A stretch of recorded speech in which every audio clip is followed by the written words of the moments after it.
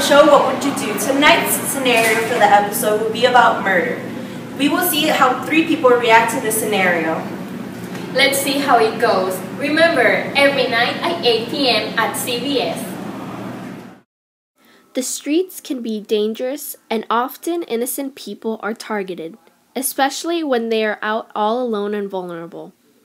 The moral object of this situation is the murder of an innocent person that is not directed to a true good. The intention will be that the man will want to kill his wife for revenge. The circumstance was that the woman cheated on her husband, and that made him angry, which led him to seek revenge by trying to kill her.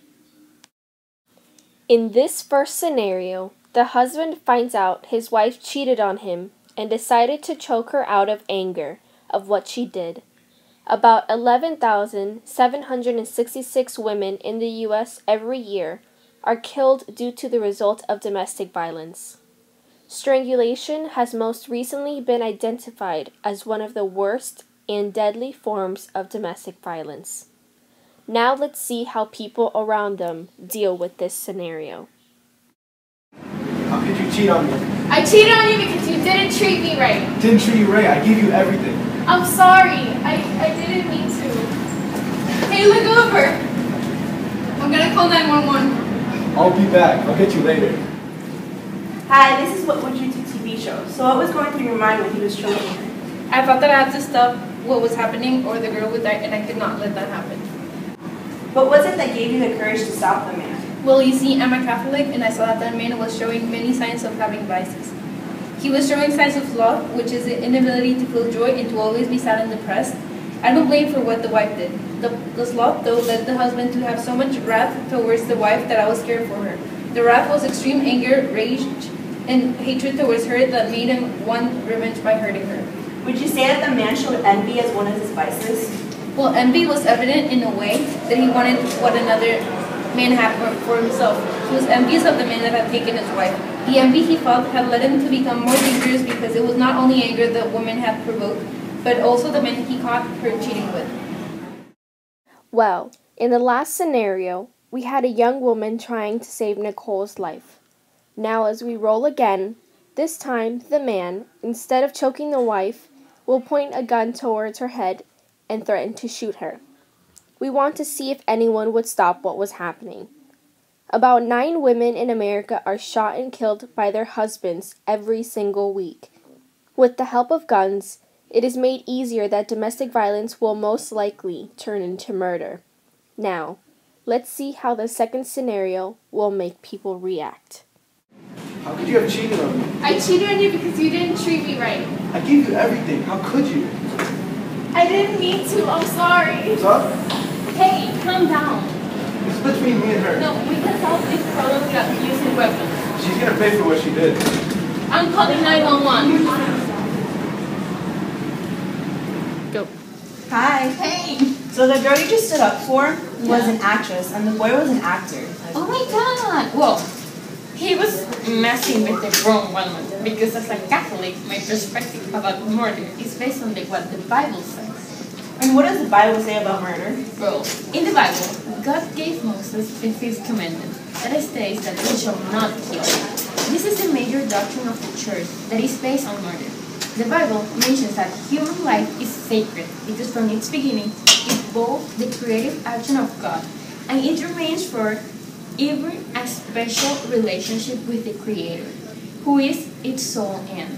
God alone is the Lord of life from its beginning until its end. No one can under any circumstance claim for himself the right to destroy an innocent human being. And what are some passages that talk about murder in the Bible? One passage is John 3:12. It says we should not be like Cain, who was the evil one and murdered his brother. And why did he murder him? Because his own deeds were evil and his brother's righteous. Another passage is Romans 3:4. It says that he is a minister of God to you for good.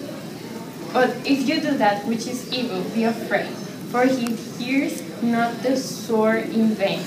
for he is the minister of God, a revenger to execute war on him that does evil. Go. What about the scripture of Matthew 5:21-26? Oh yeah, Matthew. And it's a good verse. It shows you that what happens when someone murders. The exact words from the Bible are, you have heard that it was said to those of old, you shall not murder. And whoever murders will be liable to judgment. But I say to you that everyone who is angry with his brother will be liable to judgment. Whoever insults his brother will be able to counsel. And whoever says, you fool, will be liable to the hell of fire. So, if you're offering a gift at the altar and then remember that your brother has something against you, leave your gift there before the altar and go. First, be reconciled to your brother, and then come and offer your gift. Come to terms with your accuser while you're going to court. Last, lest your accuser hands you over to the judge, and the judge to the warden, and you will be put in prison. Thank you so much, Maria. You're welcome. Throughout the day, many people went up and defended Nicole from her husband. Most people had the same reaction as they saw Nicole was about to get killed. But once we told them it was a show, many referred to their beliefs. In the last scenario, Nicole will be getting stabbed by her husband. Let's see how the last witnesses react.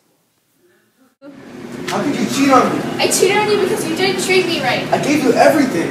I'm sorry, I didn't mean to. What are you doing? She deserves to die. That doesn't mean you killed her. I'll be back. Hi, my name is Maria. Right now you're on the show What Would You Do? Oh, wow. So what made you interrupt the fight? Well, the principles of the Catholic teachings made me stop the fight. What are the principles? Well, there are 3 principles that relate to murder. They are care of God's creation, rights and responsibilities, and the life and dignity of a human person. How do those 3 relate? Well, life and dignity of a human person relates because the Catholic Church believes that life is sacred and the dignity of a human person is the foundation of a moral version of society. Rights and responsibilities relates because it shows us what the Catholic tradition teaches, and that human dignity can be protected and a healthy community can be achieved only if the human rights are protected and responsibilities are met. Care for God's creation, we show respect by protecting both our planet and people living in it. Well, viewers, this is the end of tonight's episode, and I hope you have learned how people react in different situations. Now ask yourself before we go, what would you have done in this situation? Could you have stood up to the husband like many others did? Well, I hope you have enjoyed this little episode. Till next time, bye!